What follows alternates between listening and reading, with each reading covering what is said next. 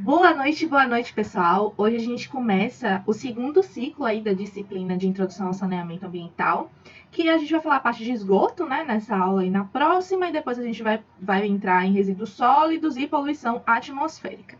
Então, agora a gente já vai iniciar esgoto, estação de tratamento de esgoto e por aí vai. Nessa primeira aula, a gente só vai falar dos conceitos iniciais para vocês entenderem, receberem um embasamento no que tange essa temática de esgoto. E na próxima aula a gente inicia essa parte de tratamento, tá joia? Vamos lá! Primeiro, revisando aqui o ciclo completo do saneamento básico, a gente inicia aí com a captação de água em algum manancial, a gente faz o tratamento de água, isso vocês já estão carecas de saber. Depois vai para as cidades, né, através de um sistema de abastecimento, que pode ser através de uma rede ou através apenas de pontos fixos ali na cidade para o abastecimento público, e por aí vai. Tendo água, as pessoas vão conseguir gerar resíduos, né? Esses resíduos são justamente os nossos esgotos. E esse esgoto é o que a gente vai aprender hoje, né? O esgoto produzido nas residências tem que ser afastados por meio de tubulação subterrânea, garantindo que crianças e adultos não entrem em contato com a sujeira. E hoje a gente vai aprender o porquê disso, por que tem que ser afastado. A céu aberto, o esgoto vira foco de contaminação, principalmente para crianças. E a gente vai aprender na próxima aula sobre tratamento de esgoto, que a gente vai falar um pouco da lei de saneamento de novo, no que tange essa parte de esgotamento sanitário. E a gente vai ver como é o tratamento apropriado para esse esgoto, para que esse esgoto seja descartado na natureza de volta em corpos receptores de maneira eficiente, de forma que não polua esse corpo receptor. E lembrando aqui o nosso ciclo do saneamento, a gente sabe que o esgoto que a gente acaba produzindo, ele volta para a natureza. Então, por isso que a gente precisa fazer um tratamento adequado desse esgoto. E aí a gente viu que 46% dos esgotos gerados no país são tratados. O resto, ou seja, mais da metade, é esgoto sem nenhum tipo de tratamento. Né? Andando nesse ritmo que a gente está hoje, a gente não vai conseguir a universalização do saneamento, principalmente em relação ao esgoto. O esgoto é o que a gente tem os piores índices no Brasil. Se a gente continuar nesse ritmo, a gente só vai obter 57,6% de esgoto tratado em 2023, em 2033 66,4%, sendo que era para em 2033 a gente está atingindo 92%. Então, uma discrepância muito grande. A gente está muito longe ainda, o Brasil ainda está muito longe de conseguir a universalização do saneamento. E aí, eu passei para vocês assistirem antes dessa aula, o documentário O Brasil Sem o Básico, certo? Ele é um documentário, aí eu acredito que foi em parceria com a Trata Brasil, que é uma empresa que estuda bastante, que tem bastante influência aí no setor de saneamento do Brasil, e a gente viu que muitas comunidades ainda, até o estado do Amapá, né, que ele faz a referência, vivem em situação precária de coleta de esgoto. A gente viu que chega a 100 mil quilômetros de rio com a qualidade prejudicada porque as pessoas têm que jogar seus esgotos dentro do rio. Então, acaba que esses rios poluídos voltam para a população em forma de abastecimento de água de uma forma poluída. Então, realmente, as pessoas sofrem de doenças que em locais que tem o saneamento adequado não existe mais, né? Como doenças ligadas a diarreias, principalmente em crianças. Tem até uma família aí que fala que as crianças sempre têm diarreia e tudo mais, e isso acaba sobrecarregando o sistema de saúde. A gente viu aí nesse documentário, por exemplo, que no local onde não tem quase nada de saneamento, as despesas com saúde chegam a 18 milhões de reais, enquanto no lugar que tem um saneamento melhor, chega só a 400 mil. Então, a diferença também é muito grande. A gente viu também que nos locais onde tem fossa, acaba que a fossa transborda, porque o pessoal não tem dinheiro para mandar esvaziar essa fossa. Acaba também que as fossas são muito próximas dos poços. Normalmente, as fossas são no fundo da casa e os poços na frente da casa. Há uma distância muito pouca, muito pouco segura até, né? Que acaba contaminando justamente esse lençol freático, essas águas do poço. Então, as pessoas acabam consumindo o poço contaminado, água de um poço contaminado. Então a gente viu aí nesse documentário um monte de problema que acontece por causa do esgoto. Em escolas, essa imagem mesmo é de uma escola, então as crianças elas têm contato direto com o esgoto o tempo inteiro, então é realmente muito negativo, tanto socialmente falando, porque isso vai de encontro à qualidade de vida da população, quanto economicamente falando, porque se as pessoas adoecem mais, elas produzem menos. Então a gente tem grandes impactos devido à falta de saneamento nesses locais. E agora, iniciando as conceituações sobre esgotamento sanitário, nós temos que esgoto, que a gente também chama de águas servidas, é o termo usado para as águas que, após a utilização humana, apresentam as suas características naturais alteradas. E aí a gente tem que esses esgotos contêm matéria orgânica e mineral em solução e em suspensão, ou seja, a gente tem aí restos de alimentos, restos de até animais mesmo, que acabam se diluindo aí, ficam em solução com a parte líquida do esgoto, ou até em suspensão mesmo, né? Essa matéria orgânica acaba, algumas partes acabam não se diluindo e a gente consegue visualizar em suspensão. A gente também tem uma alta qualidade de bactérias e outros organismos patogênicos e não patogênicos, e a gente tem produtos sólidos que são indevidamente jogados descarga abaixo. Não só descarga abaixo, no próprio rio o pessoal joga, né? A gente viu no documentário bastante isso, que acaba jogando aí os lixos sólidos no próprio rio, e isso daí já é um outro problema, que é a falta de manejo de resíduos sólidos dentro da comunidade. Isso também é culpa da prefeitura, é culpa do governo. Outra coisa que é muito comum sendo jogado descarga abaixo são absorventes, preservativos, papel higiênico, esse tipo de coisa acabam indo para um corpo receptor e acaba poluindo esse corpo receptor se não tiver um tratamento adequado. Nessa primeira foto, pessoal, a gente tem uma família de capivaras na USP, é um local assim na USP que tem uma água poluída, né, um córrego, não sei dizer, e apareceu essa família de capivara. Eu não sei se vocês conhecem aqui Itabuna, Ilhéus, e tem Itabuna, no meio da cidade tem um rio, né, a céu aberto, que é muito poluído. E esse rio também tem capivaras, inclusive é comum você estar caminhando e você vê uma capivara assim saindo dali do rio.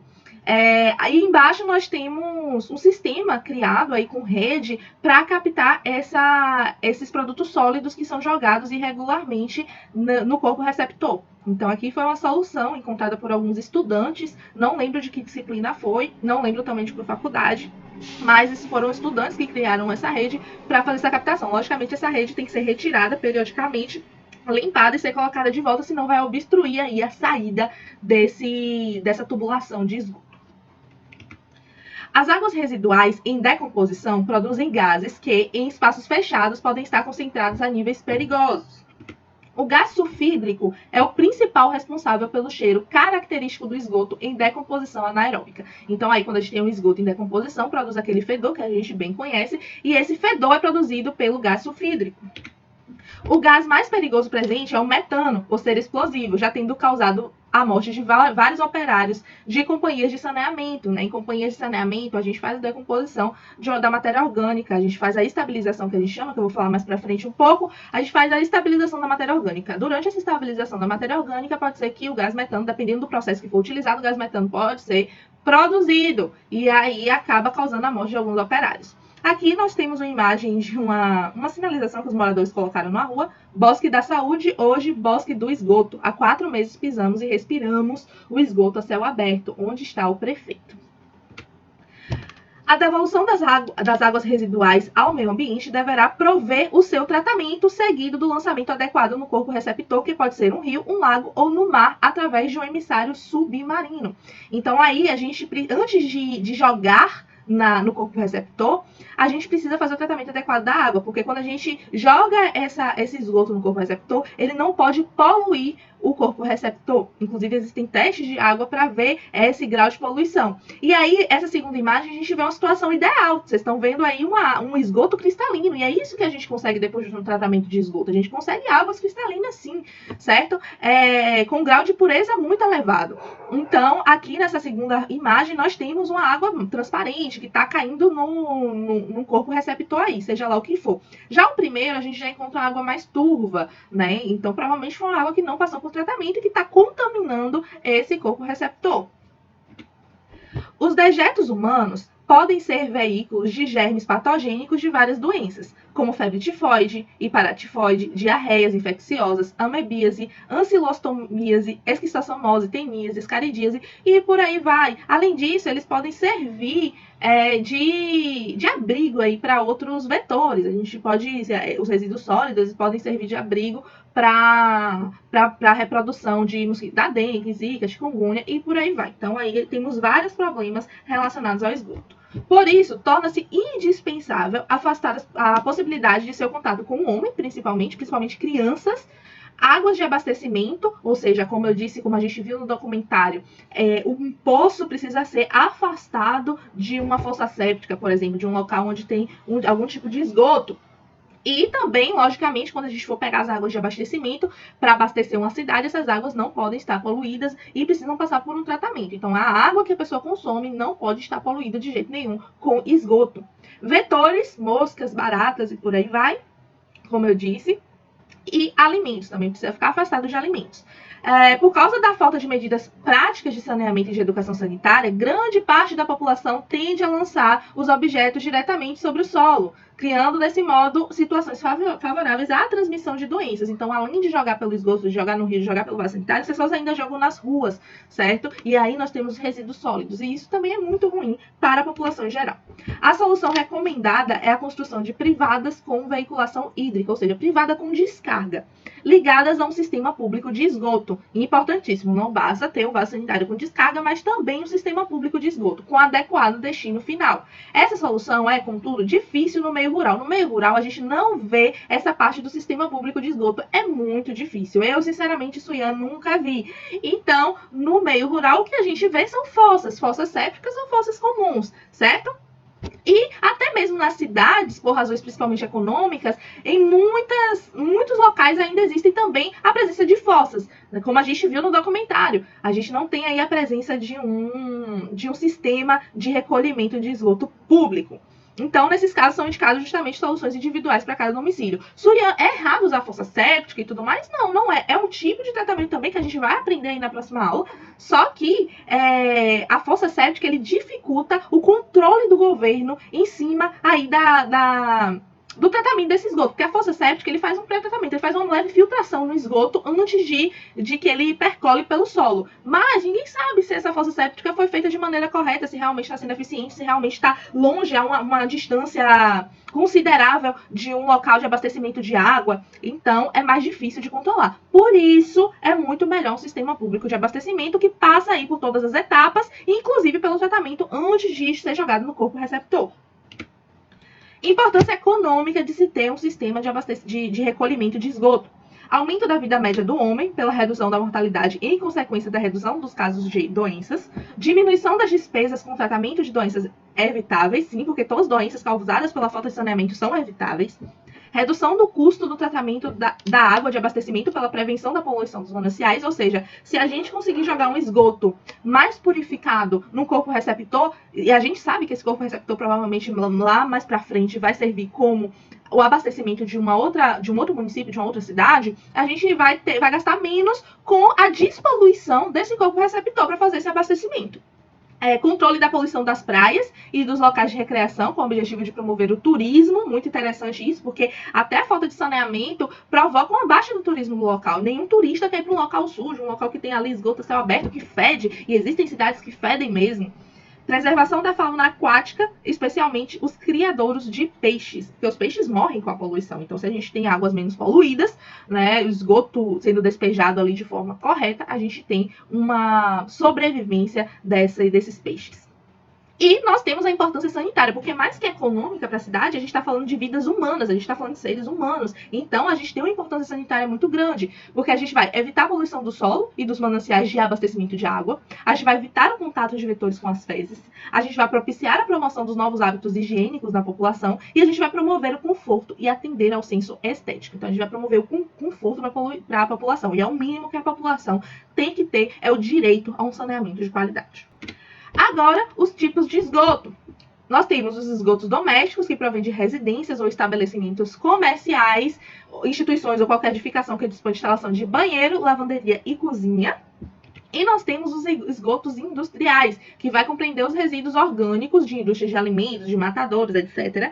As águas residuárias agressivas, procedentes de indústrias de metais, etc. As águas residuárias procedentes de indústria de cerâmica, de água de refrigeração. Então, a gente vai encontrar N tipos de esgotos industriais. Eu podia aqui ficar falando a noite inteira sobre esgoto industrial. E a gente, inclusive, vai ver um pouquinho de esgoto industrial na palestra da Suzano, que vocês não podem perder. Mas esgotos industriais são muito mais complexos do que os esgotos domésticos e necessitam de um tratamento muito maior. Aqui nós temos na imagem, como vocês podem ver, um esgoto industrial com uma coloração muito diferenciada, né, que a gente não encontra no esgoto doméstico, e poluindo o corpo receptor, né? Então tem que ser adequado esse despejo de esgotos industriais. Tipos de sistemas. Nós temos o sistema unitário, que é a coleta do esgoto pluvial, doméstico e industrial em um único coletor, que é como a gente vê aqui, certo? Aqui nessa imagem nós temos a água da chuva, certo? E os esgotos doméstico e industrial, nós temos fábricas e cidades aqui, vai tudo para a mesma rede, passa por uma estação de tratamento de esgoto e vai para esse corpo receptor, que nesse caso aqui é um rio, parece ser um rio. Nós temos o sistema misto, em que a rede recebe o esgoto sanitário e uma parte de águas pluviais, certo? Então, esse sistema misto, ele parte da água pluvial tem um direcionamento próprio e a outra parte se junta ao esgoto, ao sistema de esgoto comum aí. E temos o sistema separador, que é o do Brasil, no qual os esgotos domésticos e industrial ficam separados do esgoto pluvial. Então, doméstico e industrial se juntam e o pluvial vai para outro lugar. Por que, Suyan, que é vantajoso que o pluvial seja separado do industrial e do doméstico? Porque o custo de implantação é menor. Porque as águas de chuva, normalmente, elas são muito menos poluídas do que os outros esgotos. Então, o custo para uma estação fazer uma estação de tratamento de esgoto, para fazer esse tratamento do esgoto, vai ficar muito menor, porque agora a gente não vai pegar tanto volume de água, de esgoto, porque se a gente juntar esgoto da chuva não, água da chuva, com esgoto doméstico e industrial, vai ser um volume muito grande de resíduo, e aí a gente vai ter que fazer o tratamento desse resíduo inteiro. Se a gente diminuir aí o da chuva, a gente não vai precisar fazer esse tratamento. As águas da chuva, naturalmente, vão direto para o corpo receptor, sem passar por um tratamento específico, aqui no caso do Brasil. Agora vamos entrar mais em esgotos domésticos, porque os esgotos industriais a gente vai ver na palestra, tá? Os esgotos domésticos a gente classifica em dois tipos. O primeiro são águas cinzas, que são as águas usadas em processos domésticos, como o banho ou lavar a louça e a roupa. Recebe esse tipo de nome pela sua aparência turva. Ela possui resíduos de alimentos e altas concentrações de produtos químicos tóxicos provenientes dos materiais de limpeza. E temos a água negra, que é a água que possui matéria fecal e urina. Então, o que desce pelo vaso sanitário é água negra. É assim chamada pela grande quantidade de composição dos seus produtos químicos e contaminantes biológicos. E por ser mais difícil de ser reciclada. Então, as águas negras, elas são muito mais difíceis de serem tratadas do que as águas cinzas. Aqui, a gente vê claramente uma água negra e uma água cinza. A gente vê esse despejo aqui de água cinza especificamente. Aqui eu trouxe esse gráfico pizza, certo? Que a gente consegue ver águas cinzas. No Brasil, nós temos 60%, padrão típico de países industrializados. O Brasil pode até ser contado aqui. Então, 60% são despejos de águas cinzas e 40% de águas negras, certo? Aí, no caso das águas negras, nós temos os vasos sanitários e águas cinzas, chuveiro, lavanderia, limpeza de casa mesmo, de banheiro, enfim. E engloba aqui esses porcentagens, 40, 50, 60. E aqui, como água negra, eles ainda abraçaram cozinha, né? Nessa pesquisa. Apesar da definição, em geral, dizer que o uso de cozinha para lavar louça, etc., é água cinza. Tá? Mas aqui, nessa pesquisa em específico, eles englobaram cozinha. Características dos excretas. Primeiro, o que são os excretas? Justamente as nossas fezes e as nossas urinas, certo? As fezes humanas compõem-se de restos alimentares ou dos próprios alimentos não transformados pela digestão. Uma infinidade de micro-organismos estão presentes. O coliformes, por exemplo, que pode atingir 1 bilhão por grama de fezes. Então, a gente tem muito coliforme aí no nosso esgoto, e a gente vai falar mais à frente também como que a gente usa o coliforme como indicativa de poluição. Então, os coliformes são muito importantes aí não para ajudar na limpeza das águas, logicamente, mas ele aponta o grau de poluição do local, certo? E a urina são eliminadas, na urina são eliminadas substâncias resultantes das transformações químicas, ou seja, o metabolismo de proteínas. possuem grande porcentagem de água, tanto as fezes quanto a urina, além de matéria orgânica e inorgânica. As fezes têm cerca de 20% de matéria orgânica, enquanto a urina 2,5% de matéria orgânica. Características físicas do esgoto. Nós temos uma matéria sólida no esgoto. Os esgotos domésticos contêm aproximadamente 99,9% de água e apenas 0,1% de sólidos. Isso no geral. Temperatura. A temperatura do esgoto é, em geral, pouco superior à das águas de abastecimento. A velocidade de decomposição do esgoto é proporcional ao aumento da temperatura. Então, nos locais mais quentes, existe uma maior decomposição desse esgoto, certo? Odor. Os odores característicos do esgoto são causados pelos gases formados no processo de decomposição.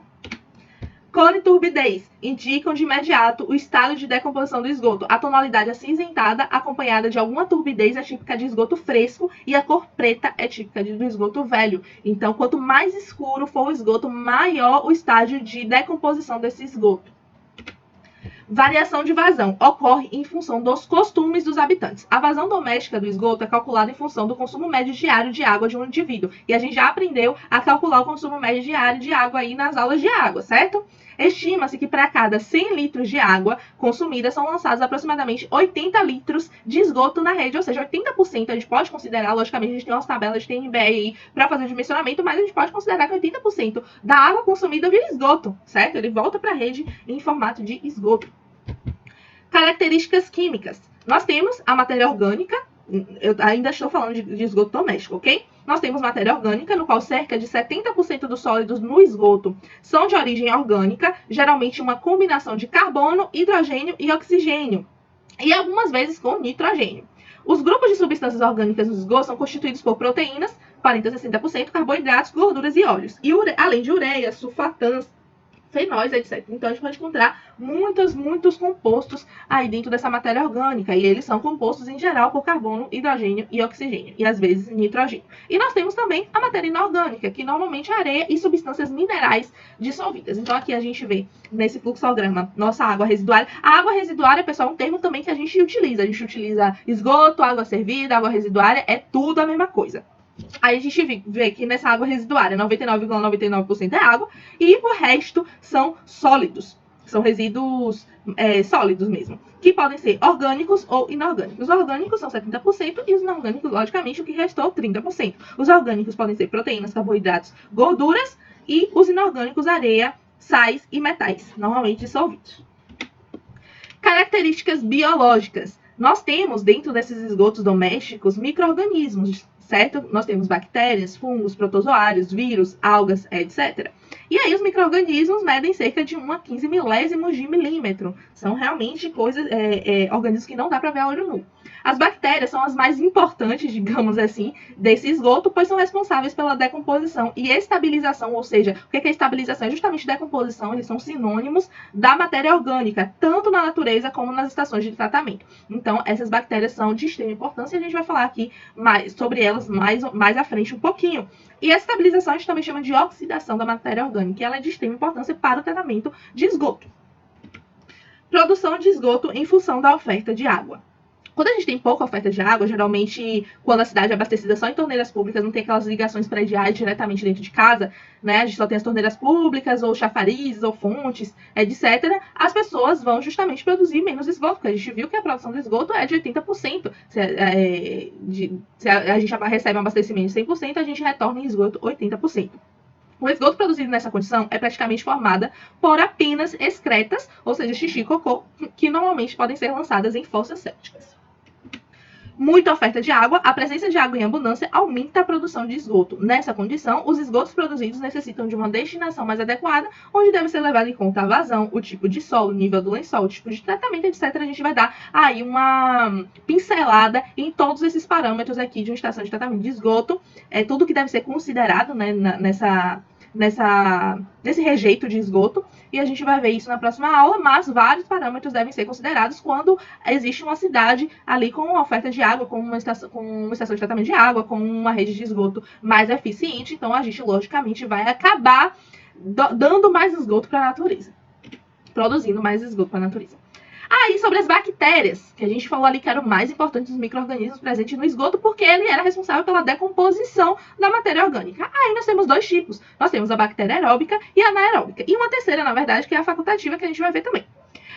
As bactérias aeróbias, elas utilizam oxigênio livre na atmosfera ou dissolvidas na água, principalmente as dissolvidas na água, para produzir energia, porque essas bactérias vão estar presentes no esgoto, ali dentro da água do esgoto, e vão acabar utilizando esse oxigênio para produzir seus ATPs, a sua energia, certo? E a partir da produção dessa energia delas, elas se multiplicam. E conforme elas vão se multiplicando, elas vão consumindo a matéria orgânica, certo? Então ela vai decompondo essa matéria orgânica. E nós temos as bactérias anaeróbias, que produzem energia, produzem o ATP, através do desdobramento, ou seja, da abertura de substâncias compostas, certo? Alguns cientistas falam que as primeiras formas de vida na Terra foram as bactérias anaeróbias, porque elas não precisam necessariamente de oxigênio para produzirem energia, elas vão fazendo desdobramento de outras substâncias para produzir a energia delas, certo? Então, alguns cientistas falam que elas foram os primeiros seres vivos existentes na Terra, porque no início de tudo não existia oxigênio, tanto oxigênio disponível assim na atmosfera. Bactérias facultativas crescem de modo aeróbio ou anaeróbico na presença ou na ausência de oxigênio, né? Na presença ele faz de modo aeróbio, na ausência eles desdobram substâncias compostas ou substâncias para produzir seus ATPs. Esses três tipos de bactérias encontram-se normalmente no solo e podem ser patogênicos ou saprófitas, que vivem exclusivamente às custas de matéria orgânica morta. Os saprófitos são organismos que se alimentam de matéria orgânica originária de processos de decomposição, certo? De animais mortos, enfim, de animais mortos. E vamos entrar em DBO, que é a demanda bioquímica de oxigênio, que é a forma mais utilizada para se medir a quantidade de matéria orgânica presente no esgoto, porque ele vai medir a quantidade de oxigênio necessário para degradar a matéria orgânica através de bactérias aeróbias. Então é muito utilizado o DBO, principalmente em estação de tratamento de esgoto. Grandes quantidades de matéria orgânica utilizam grandes quantidades de oxigênio. Assim, quanto maior o grau de poluição, maior é a DBO, certo? Então, quanto mais matéria orgânica a gente tem ali nesse esgoto, mais oxigênio a gente vai ter diluído naquele esgoto. Com isso, vai aumentar a taxa de DBO e essa DBO vai ser um indicativo de maior poluição, de maior quantidade de matéria orgânica nesse esgoto. A DBO vai reduzindo-se gradativamente durante o processo aeróbico até anular-se, quando então a matéria orgânica estará totalmente estabilizada ou totalmente decomposta. Essa palavra estabilizada às vezes pode ser estranho para vocês, mas vamos substituir por decomposto e tá tudo bem. Então, na verdade, quando a gente injeta oxigênio ou quando tem muita matéria orgânica no esgoto, o que acontece? Essas bactérias aeróbias, elas vão se reproduzir, porque tem muito oxigênio disponível para eles produzirem energia. Então, produzindo energia, eles vão se reproduzindo e vão decompondo essa matéria orgânica. Quando eles vão decompondo essa matéria orgânica, o oxigênio vai reduzindo. E aí vai reduzindo até não ter mais, certo? Então, a DBO é um indicativo. Se tiver muito alta a DBO, significa que tem muita matéria orgânica, tem muito oxigênio, significa que essas bactérias aeróbias vão se reproduzir, vão consumir esse oxigênio, essa matéria orgânica e vai diminuir tudo de novo. A DBO vai reduzindo aí no decorrer do processo de uma estação de tratamento ou até na natureza, isso acontece também, naturalmente. Normalmente, a uma temperatura de 20 graus Celsius e após 20 dias, é possível degradar 99% da matéria orgânica dissolvida ou em estado coloidal. Que é o estado coloidal são aquelas pequenas partículas de espécies dentro do esgoto, dentro da água. Em geral, a DBO dos esgotos domésticos varia entre 100 e 300 miligramas por litro. A DBO sempre tem essa unidade de miligramas por litro. Em outras palavras, o número em miligrama indica a quantidade de oxigênio necessário, ou seja, vai precisar de 300 miligramas de oxigênio necessário para degradar 1 litro da matéria orgânica presente no esgoto, certo? Vou passar um videozinho aqui explicativo, conceituando a DBO, para vocês entenderem melhor através das animações.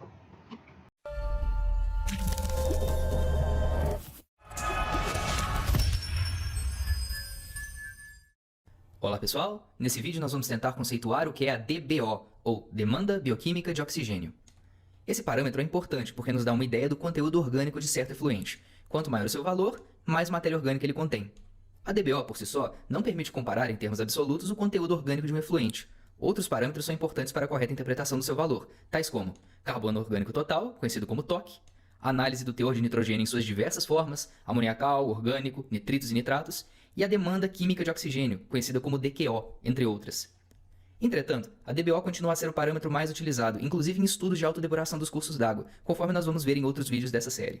Grosso modo, podemos classificar os seres vivos em produtores, ou autotróficos, e consumidores, ou heterotróficos. Os organismos heterotróficos são aqueles que consomem a matéria orgânica produzida pelos autotróficos, e a convertem em sua própria matéria e em energia. Em nível microscópico e no interior da água, também existem organismos autotróficos e heterotróficos. Vamos nos concentrar nos heterotróficos. Os micro-organismos heterotróficos podem ser aeróbios ou anaeróbios. Existem alguns que podem ser as duas coisas, mas não vamos entrar nessa discussão. Os organismos aeróbios utilizam em suas atividades o oxigênio livre presente na água. Os organismos anaeróbios utilizam o oxigênio combinado. Eles são bem menos eficientes que os aeróbios, mas isso não os torna menos importantes, conforme veremos. Cerca de 20% da atmosfera em que estamos imersos é constituída de oxigênio, ou seja, em cada quilograma de atmosfera existem 200 gramas de oxigênio. Tem oxigênio à vontade. A mesma fartura não ocorre na água. Quando ela está a 20 graus Celsius, a concentração de saturação do oxigênio na água é de apenas 8 mg por litro. Ora, 1 litro de água contém 1 kg desse líquido. 1 kg corresponde a 1 milhão de miligramas. Quer dizer, 1 milhão de miligramas de água a 20 graus Celsius saturada de oxigênio contém apenas 8 mg de oxigênio. Isso corresponde à concentração de 8 dividido por 1 milhão, que é igual a 0,000008, que é igual a 0,0008%. É nada quando comparado aos 20% de oxigênio na atmosfera. Isso mostra por que a água é tão sensível ao lançamento de resíduos orgânicos em seu interior. Quando lançamos um resíduo orgânico numa água saturada de oxigênio, os micro-organismos irão decompor essa matéria. Os aeróbios têm preferência, porque são mais eficientes. O oxigênio vai sendo utilizado pelos micro-organismos até zerá-lo na água. Xiii, acabou a vida. Acabou? Claro que não. Acabou a vida boa para os micro-organismos aeróbios. Entram em ação os organismos anaeróbios. Não se esqueça que os organismos aeróbios são eficientes, degradam rapidamente a matéria orgânica. Mas se a quantidade de oxigênio for limitada, eles só vão até certo ponto, que é quando o oxigênio acaba. Aí entram em ação os anaeróbios. Eles são menos eficientes e levarão muito mais tempo para decompor a matéria orgânica.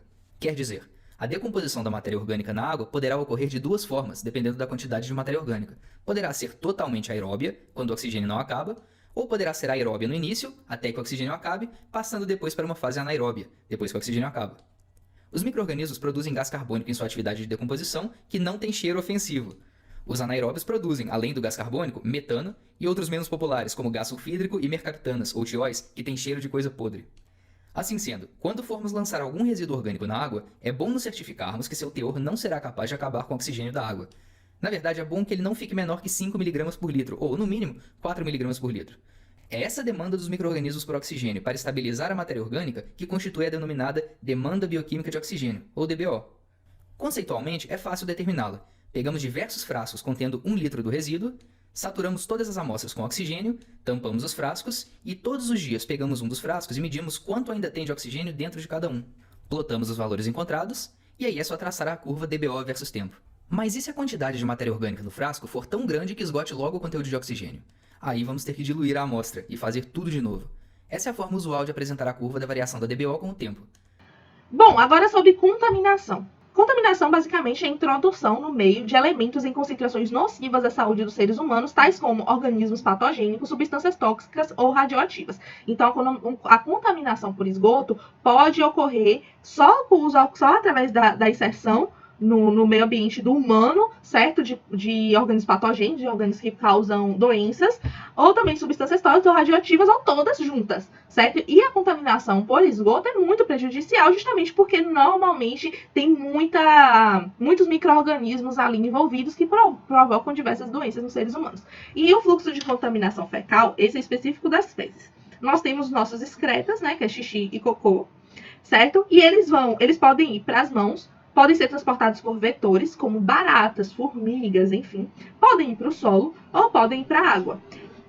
Todos eles podem ir para os alimentos, certo? Dos alimentos vão para a boca ou para a pele do ser humano. Inclusive, das mãos e da água pode ir direto para a boca ou para a pele do ser humano e isso vai causar doença. Esse é o fluxo básico de contaminação fecal.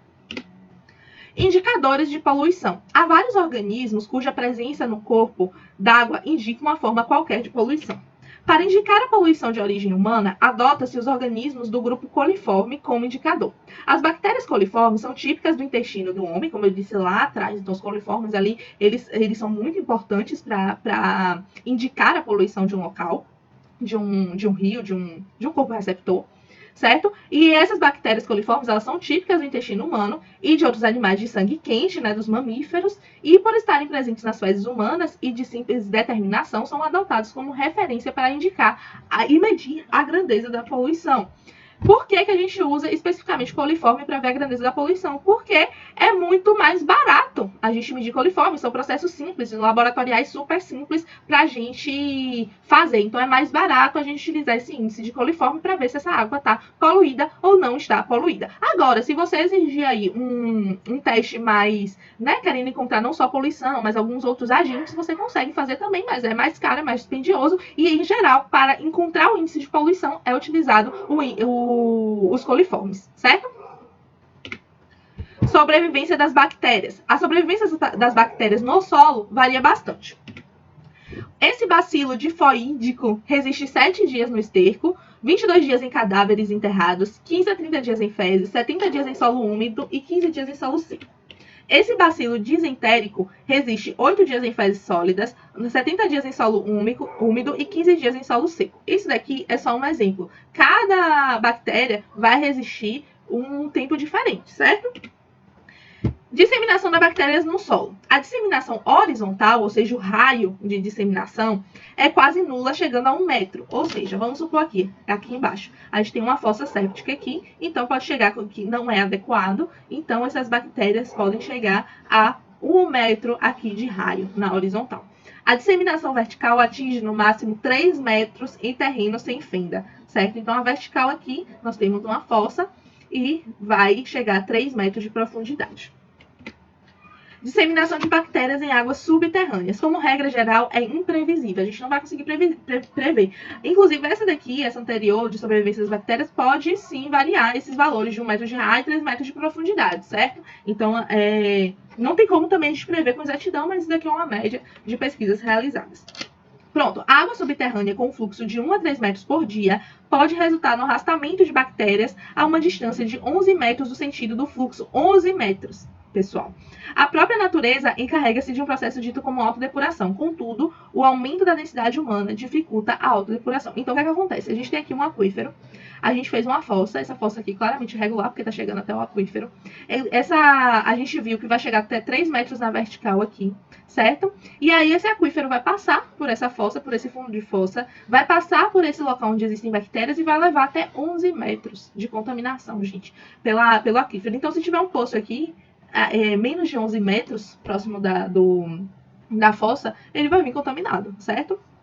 Então, aqui nós temos um exemplo, né, de uma situação em que a gente tem os 11 metros de contaminação que as águas subterrâneas vão levar, e nessa situação ainda existe a poluição química, que vai a muito mais distância, vai a 7, 8, 95 metros. Nesse caso, a gente ainda tem um raio de 9 metros, certo?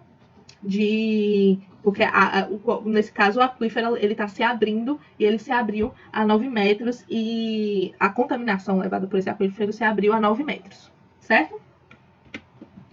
E um pouco sobre a autodepuração, vou passar esse videozinho porque também tem um esquema legal de animação. A autodepuração é um processo de restabelecimento do equilíbrio do corpo d'água após alterações induzidas pelo lançamento de efluentes. Esse processo de autodepuração ele consiste em várias etapas denominadas zonas de degradação, as quais há alterações nos parâmetros de qualidade da água como veremos a seguir. A zona de água limpa é para representar o ecossistema em equilíbrio, onde ainda não houve lançamento de efluentes. A partir do momento que há um lançamento de esgoto no corpo d'água, entra-se na zona de degradação. Nessa zona, a turbidez está bastante elevada, a matéria orgânica está em seu pior estado, o OD, que é o oxigênio dissolvido, ainda está em alta, mas vai começar a decrescer. Por ainda haver oxigênio, a decomposição é aeróbia, os produtos da decomposição são gás carbônico e água. Quanto à comunidade aquática, as algas morreram devido à elevada turbidez e à baixa incidência de luz solar e ao grande aumento dos decompositores. Na zona de decomposição ativa, podemos denominá-la como apocalipse, pois é a zona onde o OD está em estado crítico, a matéria orgânica começa a decair porque já bombou o processo de decomposição, podemos dizer assim.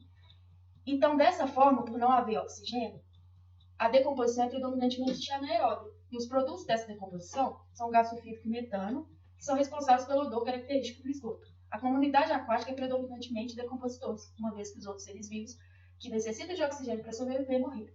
Na zona de recuperação é a retomada do equilíbrio, os seres vivos começam a voltar, o oxigênio começa a aumentar e a matéria orgânica está cada vez mais decaindo, uma vez que já foi praticamente decomposta. E como a matéria orgânica está em baixa, os decompositores acabam diminuindo também.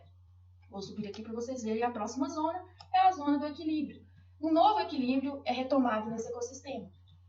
Os seres vivos eles voltam a surgir, o oxigênio fica em equilíbrio e a matéria orgânica também. Nesse gráfico, podemos representar em vermelho o gráfico da demanda bioquímica de oxigênio, que é o DBO, que é a quantidade de oxigênio necessária para decompor a matéria orgânica, e em azul o gráfico de oxigênio. Podemos perceber que, antes do lançamento de efluentes, o oxigênio encontra-se em alta, próximo ao valor de saturação, e a DBO está em baixa. A partir do momento que há o lançamento de efluentes, a DBO fica em seu estado mais avançado e o oxigênio ele vai diminuindo até chegar no ponto mais baixo na zona de decomposição ativa, que eu havia falado anteriormente, que é a zona do apocalipse, né, para ficar fácil de recordar. E a partir desse momento, vai se retomando o equilíbrio, o oxigênio começa a aumentar e a DBO diminuir, como é mostrado no gráfico. Então, uma questão bem importante dessa temática de autodepuração é por que se utilizar a autodepuração? Qual que é a importância de se saber sobre isso? Então, a autodepuração é importante porque esse efluente que é lançado no corpo d'água, ele vai ser tratado o mínimo possível de acordo com o que o corpo d'água consegue suportar.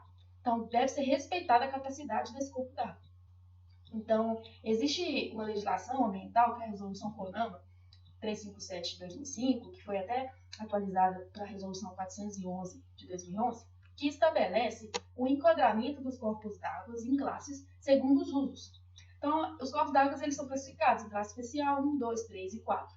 Cada uma dessas classes tem um uso específico e, a partir desse uso, parâmetros de qualidade da água são determinados. Então, por exemplo, para cada classe eu tenho um valor de oxigênio dissolvido mínimo que ela suporta e de DBO máximo, dentre outros parâmetros de qualidade.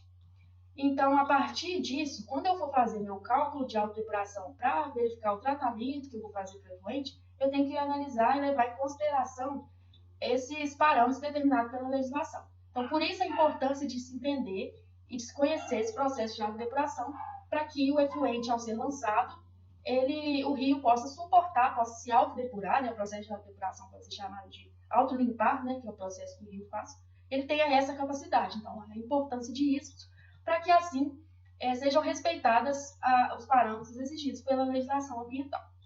A gente sabe que no Brasil nem todos o lançamento de efluente é feito após tratamento.